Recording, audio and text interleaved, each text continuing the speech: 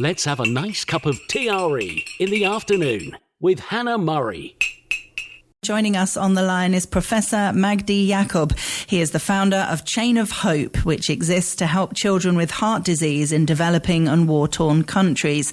Since its inception in 1996, the charity has performed over 5,000 life-saving procedures and contributed to the creation of 5 sustainable cardiac units in Egypt, Uganda, Ethiopia, Mozambique and Jamaica.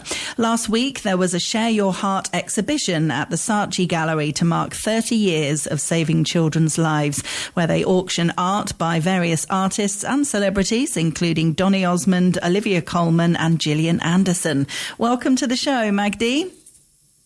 Thank you very much. It's great to have you with us. And wow, what an amazing charity and foundation that you've set up. Congratulations.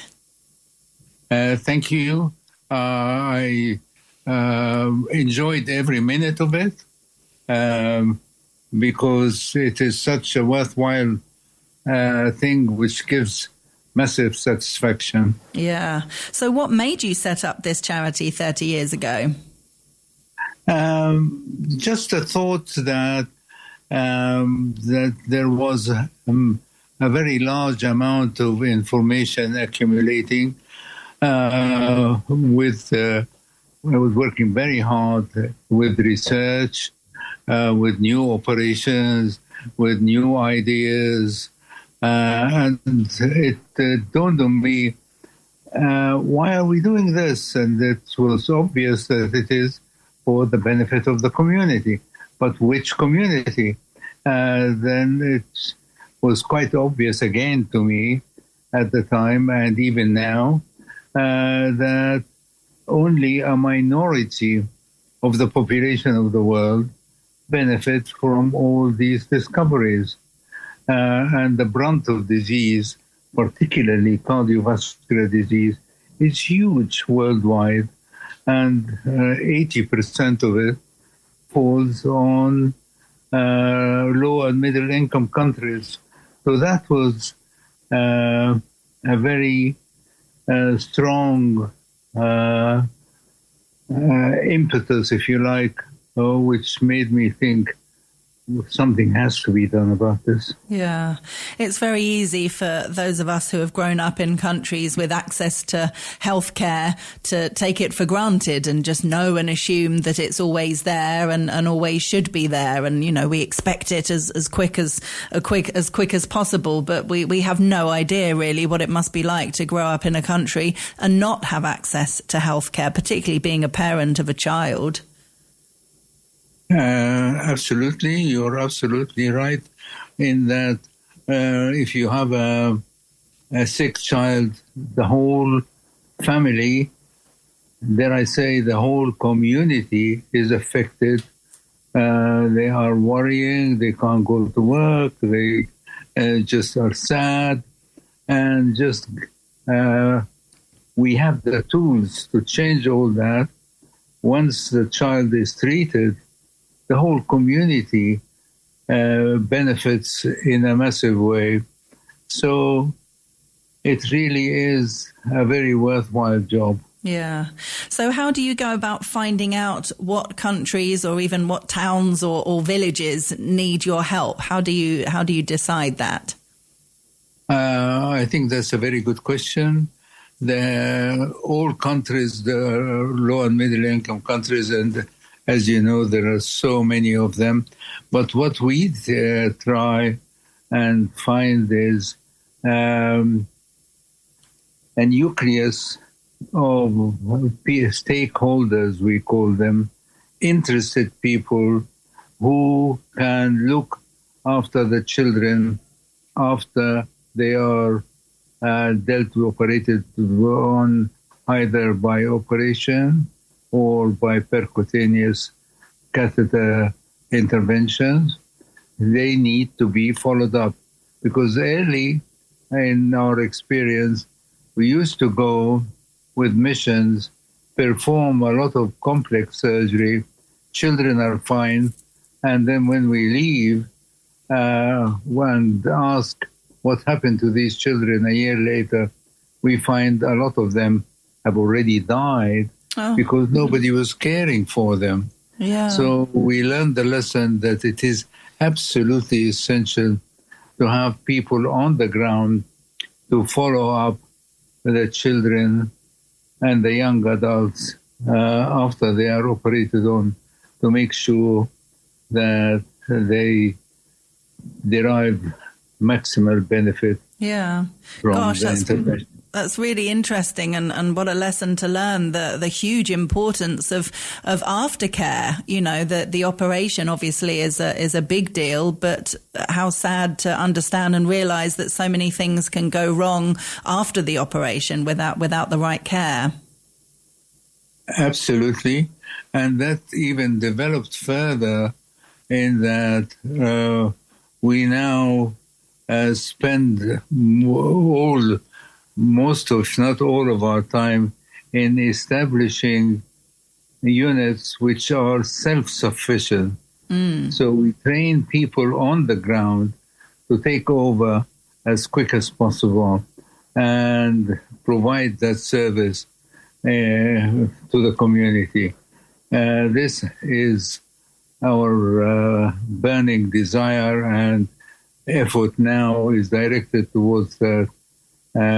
Because these people provide what we call a sustainable program to deal with the problem. Yeah, that's great. And I think it's totally understandable that people would want to be able to take care of their own community. You know, it's wonderful people, the doctors and people like yourself that go into these communities and perform the operations and then leave. But training people on the ground that can look after their own people is definitely that one step further, isn't it? Absolutely. And not only looking after their own people, but looking after their own people at the very highest level and generating new knowledge which other people can use.